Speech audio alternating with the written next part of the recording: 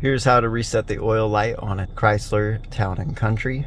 Now this does apply to many of the other models. So the majority of your Chrysler vans, the Town & Country or other different vehicles made by Chrysler are going to be the same method as this. So what we'll do is shut the vehicle off. So this is how you start it. You're just gonna turn your key 2 clicks to on, so 1, 2, go to the gas pedal and push it all the way down. 1, 2, 3. You do it within 10 seconds and then you shut the vehicle off. And now you can turn it back on to verify it, make sure it did reset. Let's see if we got a message saying it needs an oil change. Okay, nothing's popping up.